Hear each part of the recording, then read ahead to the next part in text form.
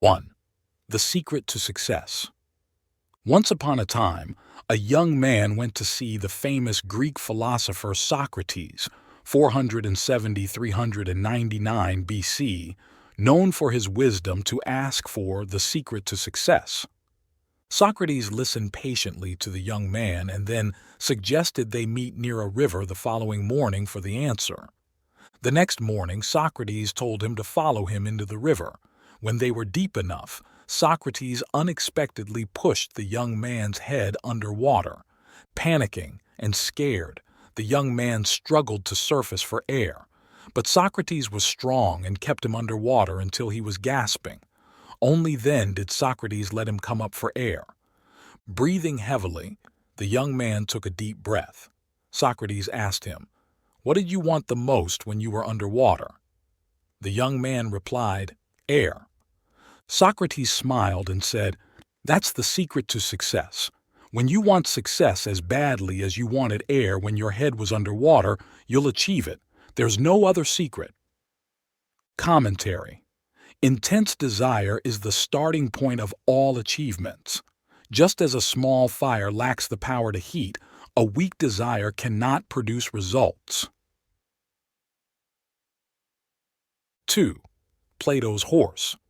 Plato, a famous Greek philosopher, 428–348 BCE, and a student of Socrates, often taught his students through discussions. One day, Plato and Socrates took some students out of Athens to the Aegean Sea for a field trip. They sat around a rock and started debating how many teeth a grown male horse has. Glaucon argued that since a horse's mouth is so small, it obviously couldn't have more than 15 teeth. "That's ridiculous. Any fool can see that a horse has a long jaw and must have 42 teeth, Thrasymachus exclaimed. But then, another person named Aristophanes disagreed. According to him, because it takes a horse 23 minutes to chew through a bunch of dry grass, it must have 23 teeth. The discussion got more heated as no one would back down. Plato himself thought a horse had 82 teeth because he had once seen a drawing of a horse on a cave wall. However, he kept his opinion to himself. At this point, Socrates, who had been quiet during the entire argument, spoke up. He suggested that instead of continuing this seemingly endless debate, they should just go to the horses they rode in on, open their mouths, and count the teeth. Plato's group of students was stunned, amazed by the simple yet incredibly wise solution from their teacher's teacher. Lesson: sometimes the answers to the most complex problems in life are incredibly simple if you just pay attention and look around. Moreover, the story highlights the value of practicality. Reality always holds more significance than any theory. 3. Socrates' filter. One day, someone ran into Socrates and asked, "Do you know what I just heard about your friend?"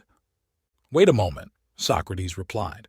"Before you tell me anything, I'd like you to pass a little test I call the triple filter test."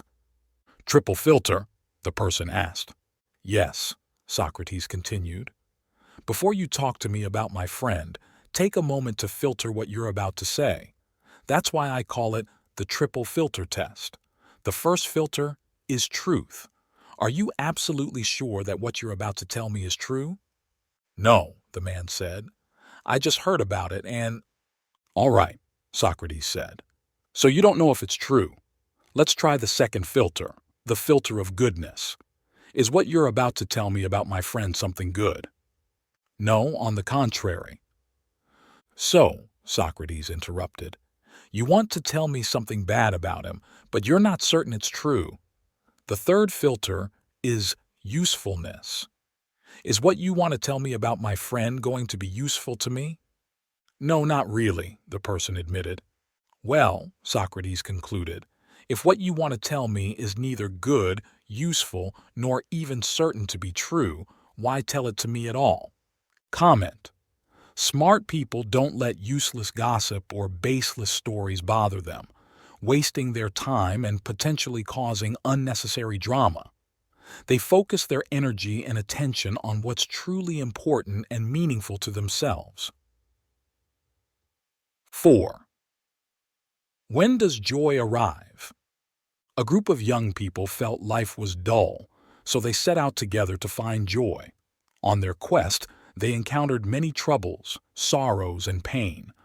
Therefore, they approached Socrates and asked, "Where can we find true joy?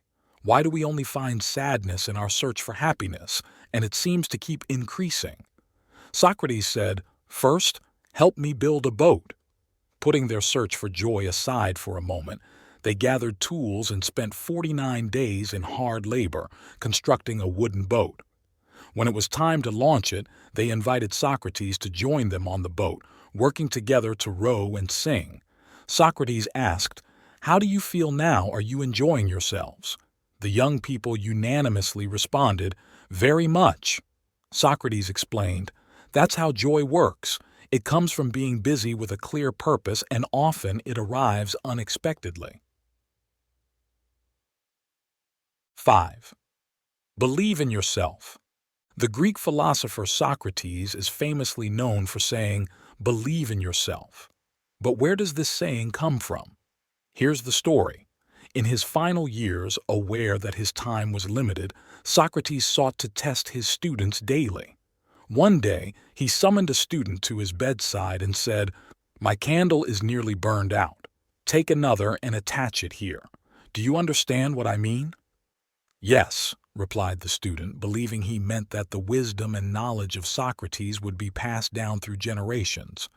But Socrates slowly said, "I'm looking for the smartest successor, someone not just with outstanding intelligence but also filled with confidence and extraordinary courage.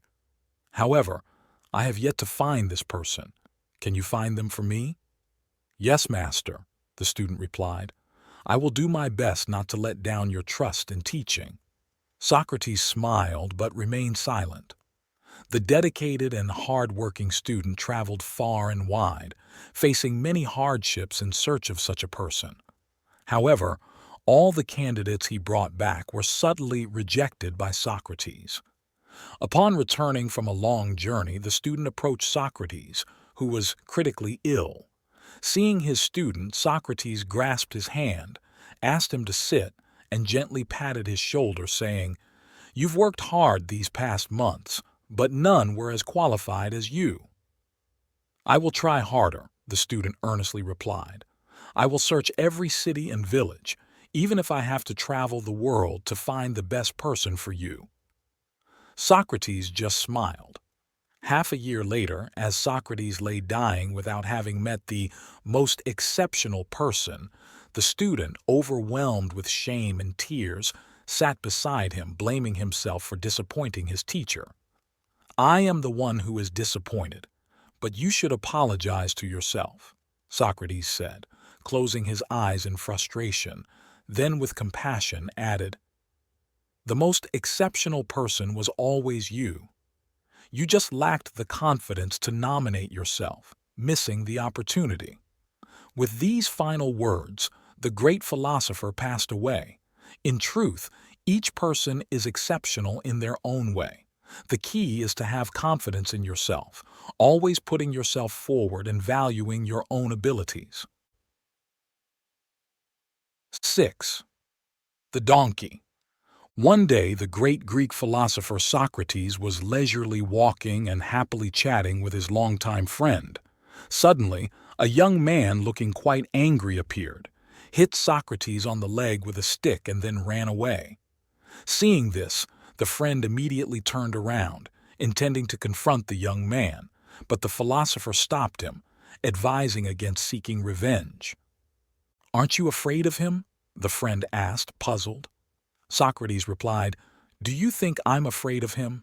No, there's no reason for me to be afraid." The friend was skeptical. "Then why don't you hit him back when he hits you?" Socrates laughed and answered, "My friend, you're being foolish. If a donkey kicked you, would you really want to kick it back?" 7. Choosing friends. One day, 3 students of Socrates came to him with a question. "How do we find the ideal friend?" Instead of answering directly, Socrates sent them to a wheat field to pick the largest wheat stalk. The first student only walked a few steps before seeing a big and beautiful stalk, which he picked immediately. However, as he continued walking, he saw even bigger stalks and regretted his choice for the rest of the way. Learning from the first student, the second one decided that every time he saw a large stalk, he would remind himself that there might be larger and more beautiful ones ahead. But by the end of the field, he realized he had missed his chance to pick any. The third student learned from the others' experiences. For the first third of the field, he observed and categorized the stalks. In the next third, he verified his observations. In the final third, he chose a stalk that was big and beautiful among the large ones he had seen. Although it might not have been the absolute biggest or most beautiful, he was satisfied with his choice and finished his journey contentedly. 8. Paying for the meal. A farmer and a gambler both walked into a diner, each choosing their own table to sit at. The gambler ordered some vegetables, a jug of wine, and a few buns. He drank all the wine, ate 2 buns, and barely touched the vegetables. After his meal, he pulled out $100, paid the waitress, and got up to leave. The waitress called out, "Hey, sir, wait a moment. You overpaid by $10. The gambler replied loudly, "Keep it. That's for you." The farmer ordered a plate of vegetables, a soup, and a bowl of rice. He finished the soup and vegetables, and at the end, he scraped his bowl clean, mixing the last bit of rice with the leftover vegetable sauce before eating it. He then told the waitress, "You still owe me $2 change." A student of Socrates who observed all this commented, "This farmer is so stingy, but that other man is quite generous." Socrates responded, "The farmer's money comes from hard work and sweat. What about the gambler's money?" 9. Who bathes first, the clean or the dirty? During a philosophy class, the students asked the wise Socrates, "Can you give us a real-life example to explain what fallacy is?" Socrates thought for a moment and then said, "Imagine 2 guests at my house, one very clean and the other very dirty. I offer them both a chance to bathe. Who do you think would bathe first?" "It has to be the dirty one," a student loudly said. "No, it's the clean one," Socrates countered, "because the clean person is used to bathing, while the dirty person doesn't think it's necessary. So, who will bathe first?" "The clean person," 2 students said. "Wrong. It's the dirty person. Because the dirty one needs a bath more than the clean one," Socrates responded. Then, Socrates asked again, "So, who in the end will bathe first?" "The dirty one." 3 students repeated their first answer. "Wrong again. Both will actually bathe," Socrates said, "because the clean person maintains their habit and the dirty person needs to bathe. So, who really bathes first?" "It seems both will bathe," 4 students hesitantly answered. "Wrong. Neither will bathe," Socrates explained, "because the dirty one isn't used to bathing and the clean one doesn't need to." "The lessons you give all make sense, but how should we understand them?" the students complained. "Every time you speak, it's different but always correct." Socrates said, "Exactly. You see, it seems like logical reasoning on the surface but goes against objective reality, leading to a conclusion that seems correct but is actually false. That's what fallacy is. Common tactics include changing the thesis, making up evidence, circular reasoning, and forcing a conclusion." The students asked Socrates again, "Can you use an example to show how we can spot the objective mistakes and fallacies?" Socrates provided a test of wit. 2 workers went down a chimney. One came out clean, the other covered in soot. Who bathes first? "The dirty one, of course," a student said. "Is that so?" "Think about it. The clean worker sees the other covered in soot and thinks exiting the chimney makes you dirty, while the soot-covered worker sees the clean one and thinks he must be clean too. Now who bathes first?" "Oh, I get it. The clean worker, thinking he's dirty, will bathe first. two students excitedly answered. Socrates looked around at the other students who seemed to agree. But that's also wrong. Both came out of the same chimney. How could one be clean and the other dirty? This goes against objective reality and is the mistake in the fallacy, Socrates explained. The students asked, "So, what should we take from fallacies?" Socrates replied, "Being a good speaker is less valuable than being a thoughtful listener. Fallacies might seem effective but are fundamentally flawed. Instead of deceit, it's better to live sincerely because honesty surpasses any cunning strategy." 10. Famous quotes by Socrates. 1. Falling down is not a failure. Failure comes when you stay where you have fallen. 2. Smart people talk about ideas. Average people talk about things, and weak people talk about people. 3. The secret to happiness is not found in seeking more, but in developing the capacity to enjoy less. 4. If you want to be wrong, then follow the crowd. 5. Education is about lighting a fire, not filling a bucket. 6. Most of us, including ourselves, live in a world of relative ignorance. We are comfortable with that ignorance because it's all we know. Facing the truth for the first time can be scary, and many run back to the old way of life. But if you keep seeking the truth, you'll eventually be able to handle it better. In fact, you'll want more. Sure, many around you will think you're weird or even a danger to society, but that doesn't matter. Once you've tasted the truth, you'll never want to go back to being ignorant. 7. My advice is to get married. If you find a good wife, you'll be happy. If not, you'll become a philosopher. 8. True knowledge exists in knowing that you know nothing. 9. Recognizing your own ignorance is the first step to wisdom. 10. Lies are the greatest murderers. They kill the truth. 11.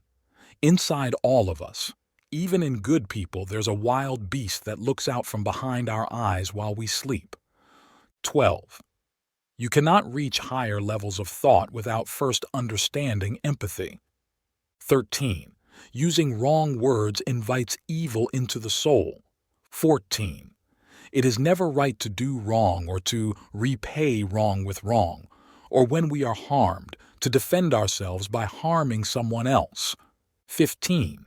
Those who wish to influence the world must first move themselves. 16. We can do nothing without the body, so we should always make sure it is in the best condition to sustain us. 17. Be humble in youth, moderate in young adulthood, just in maturity and prudent in old age. 18. The most intense desires often generate the deepest hatred. 19. If you don't get what you want, you suffer. If you get what you don't want, you suffer. Even when you get exactly what you want, you still suffer because you can't hold on to it forever. Your mind is causing you problems. It wants to be free from change, free from pain, free from the obligations of life and death. But change is a law, and no amount of pretending will alter that reality. 20. Life has two tragedies. One is not getting what one desires, and the other is getting it. 21. Enter slowly into friendship, but once inside, continue firm and constant. 22. Only knowledge that comes from within is true knowledge. 23. People could live twice as long if they didn't spend the first half of their life forming habits that shorten the second half. 24. There is no good answer to a question that you haven't listened to. 25. There is only one good knowledge and one evil ignorance. 26. What really matters is not just to live, but to live well. And to live well means living a life guided by your principles, not just seeking pleasures. 27. The richest man is he who is content with the least, for content is the wealth of nature. 28. Every action has its pleasures and its price. 29. It is better to make a mistake with full force than to carefully avoid mistakes with a trembling spirit. 30. One should never do wrong in return, nor mistreat any man, no matter how one has been mistreated by him. 31. We can easily forgive a child who is afraid of the dark. The real tragedy of life is when men are afraid of the light. 32. Fearing death is like thinking oneself wise when one is not. It is like thinking one knows what one does not know. For no one knows whether death may not be the greatest of all blessings for a man, yet men fear it as if they knew that it is the greatest of evils. And isn't that a kind of ignorance, the most shameful kind, thinking to know what one does not know? 33. The hour of departure has arrived, and we go our separate ways, I to die, and you to live. Which is better only God knows. 34. Don't do unto others what you wouldn't want done unto you. 35. Wisdom comes to each of us when we realize how little we understand about life, ourselves, and the world around us. 36. Don't be sad if someone changes suddenly. Maybe they just stopped pretending and showed their true self. 37. Sometimes you have to let go to see if there was anything worth holding on to. 38. Be kind, for everyone you meet is fighting a hard battle. 39. When you want to succeed as badly as you want to breathe, you will be successful. There's no other secret to success. 40. A life unexamined is not worth living. 41. Death may be the greatest of all human blessings. 42. Age may wrinkle the skin, but to give up enthusiasm wrinkles the soul. 43. The person who is not satisfied with what he has would not be satisfied with what he would like to have. 44. Every person has a sun inside them. Let yours shine out. 45. When the debate is over, slander becomes the tool of the loser. 46. Changing your mind is better than persisting in a wrong opinion. Hey everyone, your comments truly matter, offering insights and motivation to others and uplifting our creative team at Lighthouse of Wisdom channel. Sharing your thoughts and experiences enriches our community. So, let's get the conversation started below and help illuminate our path with your wisdom. 11. 5 important lessons from the life of Socrates. Humility. One of the most crucial lessons from the life of the great philosopher is humility. Socrates had a very ordinary appearance. He was short and stout, with a rough face and unusually large eyes. Despite this, he had a straight and charming nose. Other philosophers often mocked and ridiculed him for his looks. One even said that no slave would want to be treated the way Socrates treated himself.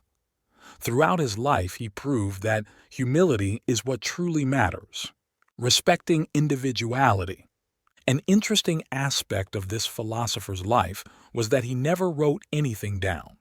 Even though his ideas were admired by many, Socrates firmly believed in conveying them through philosophical discussions. He thought people should develop their own ideas, suggesting that writing down his thoughts might hinder others' intellectual growth.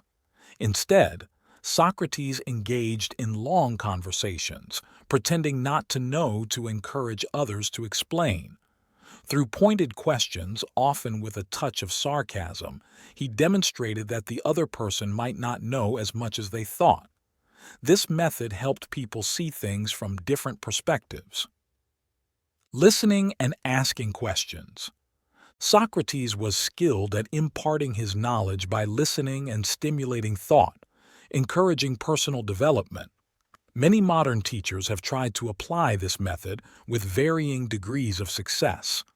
Only Swiss psychologist and philosopher Jean Piaget, who focused on human psychology, has managed to apply it successfully. Discovering the truth. Socrates famously said, "I know that I know nothing." This wasn't just a slogan or a way to draw attention. He was open and honest, questioning everything in his quest for answers, thus broadening his understanding before concluding.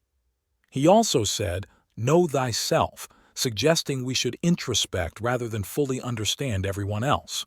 Ultimately, this is one of the most fascinating journeys of knowledge one can undertake. Sense of humor.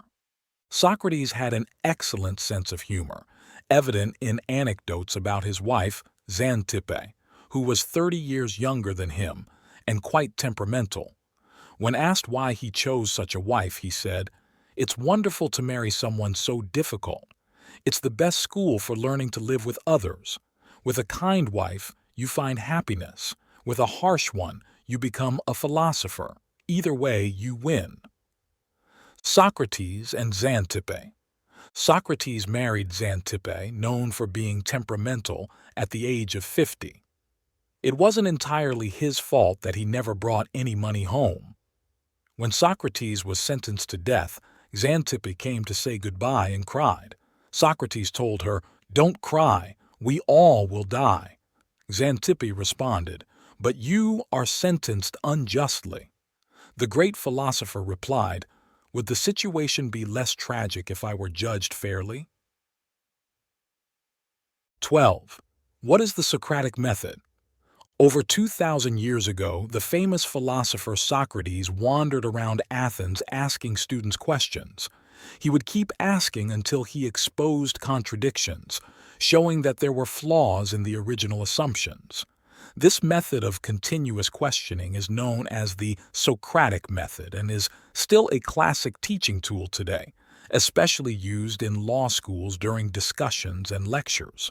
The Socratic method involves using a series of specific, principled questions to uncover and explore the thoughts hidden within the answers. Through this back-and-forth questioning, the person being questioned gradually realizes the flaws in their argument, leading to a deeper understanding of the issue at hand and learning valuable lessons on their own. An example of a Socratic dialogue. The basic steps to create a Socratic dialogue are as follows. Questioner asks a question. Responder provides an answer.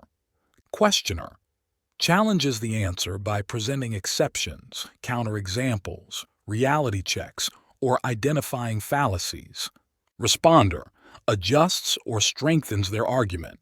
Repeat steps 3 and 4. Responder enters a state of aporia, confusion upon realizing the contradictions in their argument and being unable to continue the debate. Example. Questioner. How do you define courage? Responder. Courage is being able to do anything without feeling afraid. Questioner. So, are people who don't recognize or assess the danger of a situation and therefore don't feel fear considered courageous? Responder. Well, courage is fully understanding the danger of a situation, yet still choosing to act. Questioner. According to that definition, are people who stubbornly do dangerous things like drink driving or attempting suicide also considered courageous? Responder. I'll redefine it then. Courage is fully understanding the danger of a situation, choosing to act despite it, and that action must align with society's moral norms.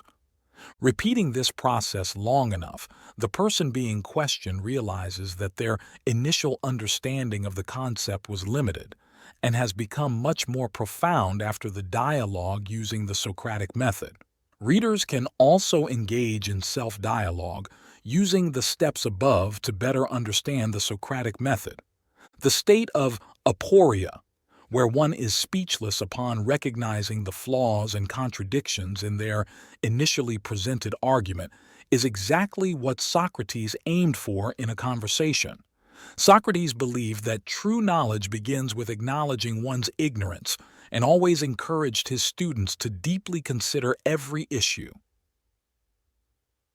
13.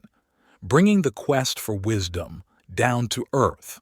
There's an ancient Greek story about a monster, a winged lion with a woman's head named Sphinx, that sat on a rock near the city of Athens, Greece. Anyone passing by had to answer a riddle. A wrong answer meant the monster would eat them. The riddle was, what walks on 4 legs in the morning, 2 legs at noon, and 3 legs in the evening? Before Oedipus became the king of Thebes, he solved this riddle, leading the Sphinx to jump off the rock and die. The answer to the Sphinx's riddle is a human. Humans are the greatest mystery between heaven and earth. Understanding this riddle marks the beginning of truly understanding ourselves. This knowledge can overcome human fears, even making them disappear, fears symbolized by the monstrous Sphinx. Ancient Greek philosophy started with exploring the world's origins. What's the most fundamental element of the world? Around this question, pre-Socratic Greek philosophers offered various ideas. The ancient Roman scholar Cicero believed that it was Socrates who brought philosophy down from the heavens to the human level. Protagoras, an ancient Greek, famously said that man is the measure of all things, of things that they are, and of things that are not that they are not. Humans are the measure for understanding everything, but before Socrates, even the wisest Greeks didn't really understand this measure. However, if there's an issue with this measure itself, then our discussions and explanations about everything under the sun and beyond might not be very reliable. Thales of Miletus, known as the father of philosophy and one of the 7 sages of ancient Greece, is associated with a humorous story. One night, while observing the stars, perhaps because he was so focused and engrossed, he accidentally fell into a well. A maid washing clothes laughed at him, saying he was trying to understand the heavens without even knowing what's on the earth. 14. Human wisdom is meaningless. Socrates' quest to question human knowledge began with an oracle at the Delphi shrine, dedicated to Apollo, where the entrance bore the inscription, "Know thyself." Once, Socrates' friend Chaerephon asked the oracle at Delphi if anyone was wiser than Socrates. The oracle said no one was. Socrates was puzzled by this answer, understanding that he knew nothing about wisdom. Yet he knew the gods do not lie. He visited those reputed for their wisdom to see if the oracle was mistaken. The first person Socrates consulted was a politician, regarded by many, including himself, as wise. Socrates developed a method of questioning that led others into contradicting themselves, thus realizing their lack of understanding. Through this, Socrates quickly found that the politician did not possess wisdom in areas he thought he excelled, leading to the politician's resentment toward Socrates. Socrates then questioned poets, asking them to explain their verses, which they couldn't. He concluded that their writings were not born of wisdom but of divine inspiration and talent. He also met with craftsmen and found their understanding disappointing. Throughout this journey, Socrates made many lifelong enemies. Through this work, Socrates realized only the gods possessed wisdom, and human wisdom was worthless. He clarified that the god didn't say Socrates was wise, but intended to use him as an example to show that those who realize they know nothing and that their wisdom is worthless are truly beginning to be wise. Socrates dedicated his life to exposing those who claimed wisdom, leading to a life of poverty but also happiness. His duty to prove the god's words brought him great joy. 15. The devoted servant of the divine. Socrates shifted the pursuit of wisdom from the heavens to the human experience. This bold move proved controversial, stirring discontent among the influential figures in Athens. They viewed Socrates as a perpetual adversary, determined to see his end. Yet, Socrates remained undeterred, believing his mission was divinely ordained. The divine commanded me to fulfill the role of a philosopher, to explore both my own nature and that of others.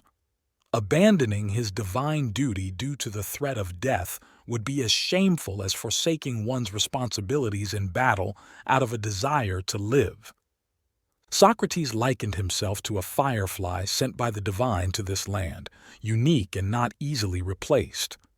You might find me annoying, as one awoken from a dream, But do you think you can kill me as easily as Anytus suggests and then live peacefully for the rest of your days?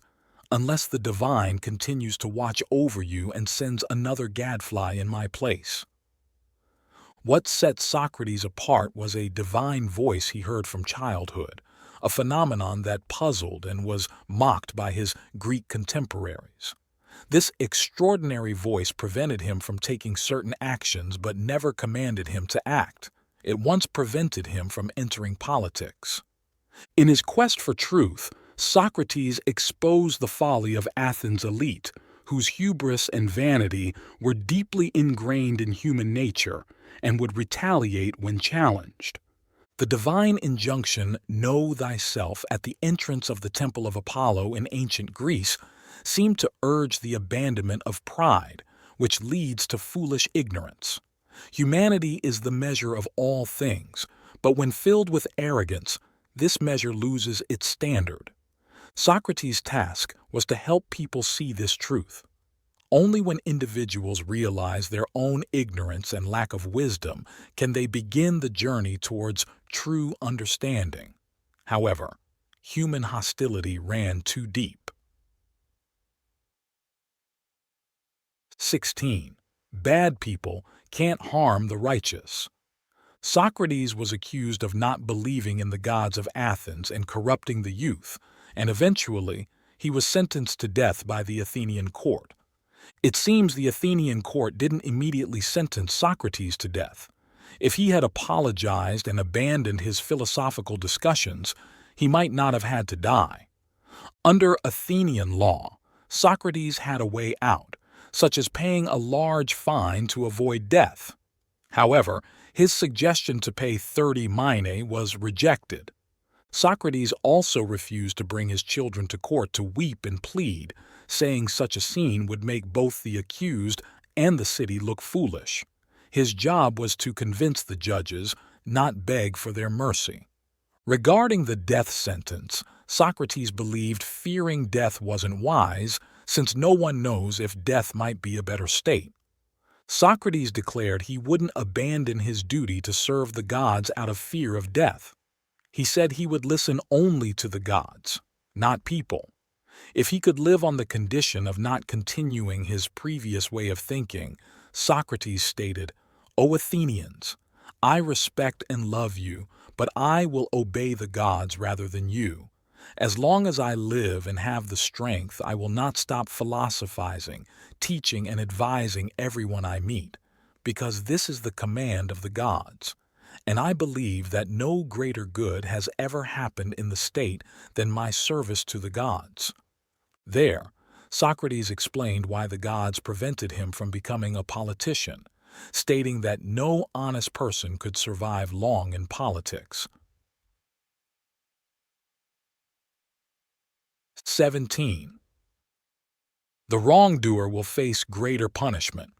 Socrates advised the people of Athens that listening to him was in their best interest. He told the Athenians that by killing Socrates, they would harm themselves more than they harmed Socrates. Socrates said, "Nothing can harm me, whether it's Meritus or Anytus, because a bad person can't harm someone better than himself. I won't deny that Anytus might kill me or exile me or strip me of my citizenship. And he might think, and others might think, that he has caused me a lot of pain. But I disagree with this idea, because his act of crime, unfairly taking someone else's life, is a much greater sin." Socrates told those who convicted him that he was going to die, and that a person about to die has the power of prophecy. He said, "I will prophesy to you, my murderers, that immediately after my death, punishment far heavier than what you have dealt to me will await you. If you think by killing me you will not have anyone to challenge your way of life, you are mistaken. It's an impossible and poor way to escape. The easiest and noblest way is not to block others from revealing one's wrongdoings, but to improve oneself." 18. Life or death, only the gods. Know what's best. Socrates declared that after choosing death, his God never objected, even though in other situations his God often interrupted him. He said, "This is a sign that what happens to me is good, and those of us who think death is bad are mistaken." Socrates explained that death is either a dreamless sleep or a journey to another world, and if one could talk with the gods of music, Orpheus and the arts, Musaeus, and the great poets, Hesiod and Homer, what wouldn't a man give for that? If that's the case, let me die over and over. Socrates was sure that in another world he could speak with others who had died unjustly and continue his quest for knowledge. In that other world, no one is killed for asking questions, absolutely not. If all this is true, they're not only happier than us but will never die. Socrates finally said, "The time of parting has come. Let us go our separate ways, I to die and you to live. Only the gods know which is better."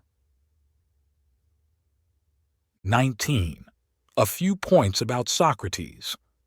Socrates, around 470–469, 399 BC, was an ancient Greek philosopher from Athens, considered a founder of Western philosophy and the first major ethical thinker in the Western intellectual tradition. He's quite the enigmatic figure, never writing anything himself. Most of what we know about him comes through the works of his contemporaries, especially his students Plato and Xenophon. Other contemporaries like Antisthenes, Aristippus, and Aeschines of Sphetus also wrote about him. Aristophanes, a playwright of the time, created plays featuring Socrates that survive to this day. Additionally, a piece in Ion of Chios's travel diary provides valuable insights into Socrates' youth. Plato's dialogues remain some of the most comprehensive evidence we have of Socrates, highlighting his contributions to ethics and epistemology. He was Plato's teacher, who named philosophical concepts like Socratic irony and the Socratic method, or elenchus, after him. Yet, there's ongoing debate about how closely Plato's portrayal matches the real Socrates. Socrates had a profound influence on philosophers throughout ancient times and into the modern era. His depiction in literature, art, and popular culture has made him one of the most recognized symbols of Western philosophical thought. Originally a sculptor, Socrates had various jobs, even serving as a soldier, before a prophecy from the oracle at Delphi declared him the wisest man in the world. Attempting to prove the oracle wrong, Socrates engaged with wise individuals to see if the prophecy was mistaken. He concluded the oracle was right because, unlike others, he recognized his own ignorance. Plato, Socrates' most famous student, circa 428–427, 348–347 BC, honored him by founding the Platonic Academy in Athens and featuring him as the central figure in his philosophical dialogues. Whether these dialogues accurately reflect Socrates' teachings remains controversial, with no definitive answer in sight. Plato's most renowned student was Aristotle of Stagira, circa 384–322 BC, who tutored Alexander the Great, circa 356–323 BC, and founded his own school. Thus, Greek philosophy, spurred by Socrates, spread worldwide after Alexander's conquests. Though Socrates' historical existence is unquestioned, his precise teachings are as unclear as Pythagoras' principles or Jesus' sermons, since none directly recorded their thoughts. Generally regarded as the father of Western philosophy, most of our knowledge about Socrates comes from Plato and Xenophon. Other students also tried to reconstruct their teacher's philosophical vision in their schools, but too many variations exist to pinpoint the original doctrines that inspired them. The Socrates we know today is largely based on Plato's philosophy. According to the historian Diogenes Laertius, circa 180–240. Many of Plato's contemporaries accused him of reshaping Socrates in his own image to promote his interpretation of the teacher's message. Regardless of such possibilities, the establishment of schools under Socrates' influence led to the development of Western philosophy and the foundational cultural understanding of Western civilization. 20. Life and career. Socrates was born around 469–470 BCE. His father, Sophronicus, was a stonemason, and his mother, Phaenarete, was a midwife. Socrates learned music, gymnastics, and grammar, common subjects for young Greeks, and followed in his father's footsteps to become a sculptor. It's said he was a rare talent, and his statue of the Graces near the Acropolis was highly admired in the 2nd century AD. Socrates also served in the military, and during the Battle of Potidaea, he saved the life of the general Alcibiades. Socrates married Xanthippe, an upper-class woman, around the age of 50 and had 3 sons. Contemporary writers like Xenophon claimed his sons were quite foolish and bore little resemblance to their father. Socrates lived a relatively ordinary life until the oracle at Delphi proclaimed him the wisest of all men. His quest to prove this statement wrong led him to become a philosopher and laid the groundwork for Western philosophy. 21. The Oracle and Socrates. When Socrates was middle-aged, one of his friends, Chaerephon, went to the famous oracle at a temple in Delphi to ask if anyone was wiser than Socrates. The oracle answered, "No one." Confused by this statement and hoping to prove it wrong, Socrates set out to question well-known wise men. To his disappointment, he found that those reputed to be the wisest were actually the least wise, while those considered insignificant were much more knowledgeable. The youth of Athens delighted in watching Socrates challenge the older generation in the marketplace, and soon, inspired by his examples and teachings, he gathered a group of young followers. These followers were eager to abandon their youthful desires and dedicate themselves to philosophy, a word derived from the Greek philo, meaning love, and sophia, meaning wisdom, literally, the love of wisdom. Among these followers were Antisthenes of Athens, around 445–365 BCE, the founder of the Cynic school; Aristippus of Cyrene, around 435–356 BCE, the founder of the Cyrenaic school; Xenophon, whose works influenced Zeno of Citium, around 336–265 BCE, the founder of the Stoic school; and the most famous of all, Plato, who provides us with the primary accounts of Socrates through his dialogues. All the major schools of philosophy mentioned by ancient writers after Socrates' death were founded by one of his students. 22. The schools of Socrates. The variety of these schools showcases Socrates' wide influence, and more importantly, the diverse interpretations of his teachings. The philosophical concepts taught by Antisthenes and Aristippus were quite distinct. Antisthenes argued that a good life is recognized through self-control and limiting oneself, whereas Aristippus believed the only worthwhile pursuit was a life of pleasure. It's thought that Socrates' greatest contribution to philosophy was his shift of the intellectual pursuit from physical science, like his predecessors Thales, Anaximander, Anaximenes, and others, to the abstract realms of ethics and morality. Despite their differences, these schools all emphasized ethics as their foundational principle. What one school viewed as ethical, another might criticize, further proving the varied interpretations of Socrates' key message. While scholars often rely on Plato's dialogues for historical accounts of Socrates, contemporaries of Plato claimed he used a character he called Socrates to voice his own philosophical ideas. Notably among these critics were Phaedo, a fellow student of Plato, who is known from one of Plato's most influential dialogues, though his own works have been lost, and Xenophon, who presented a very different view of Socrates than Plato through his work, Memorabilia and Bain. 23. Socrates and his philosophy. However, from what we understand through his lectures, it's clear that Socrates focused on how to live a good and virtuous life. The statement attributed to him by Plato, "The unexamined life is not worth living," Plato, Apology 38b, seems historically accurate. It highlights his encouragement for his followers to think for themselves rather than blindly following society's norms, superstitions involving gods, and how people should behave.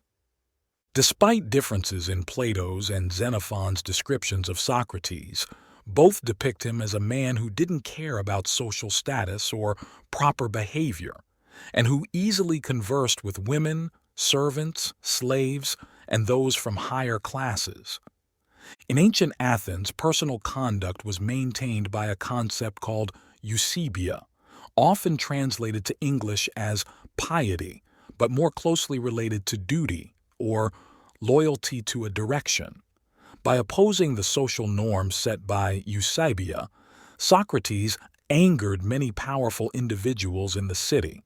These people quickly accused him of breaking the law by challenging these customs.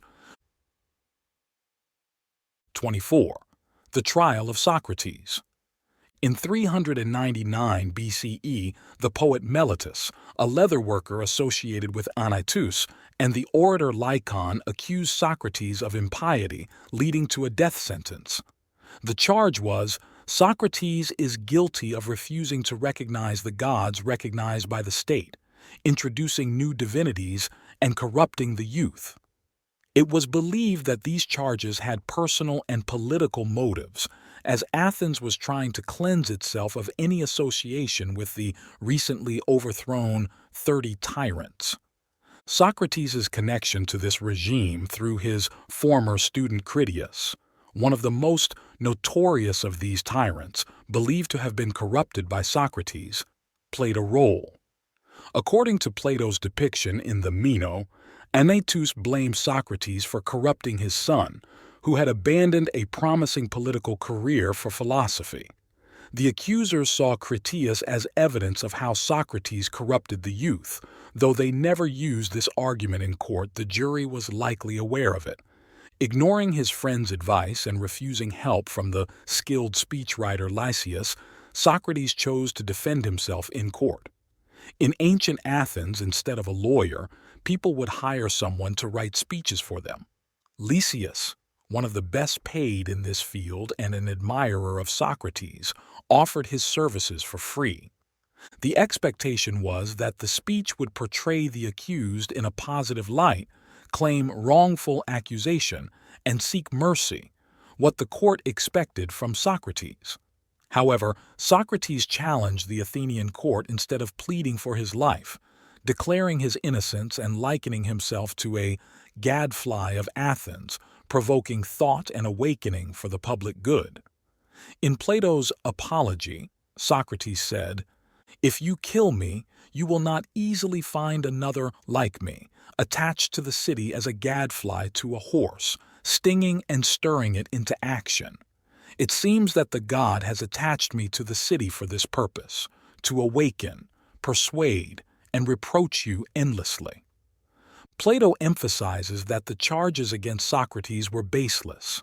Instead, Socrates scorned the jury's feelings and the court's rituals.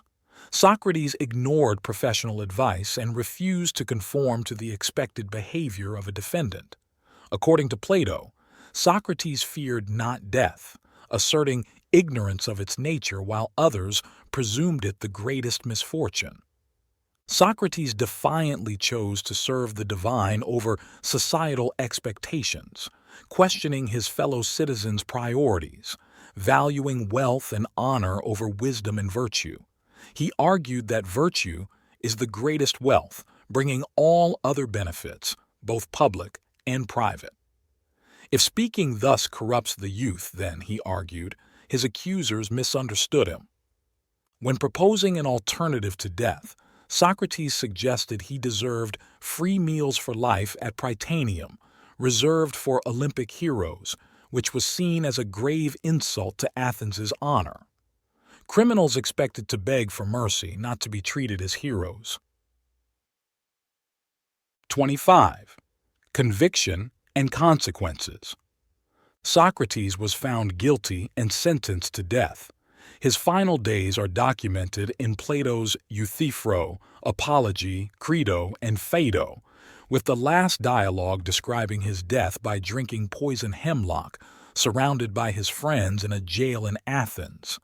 As Plato put it, "Thus passed away our friend, whom I consider the wisest, the justest, and the best man I have ever known."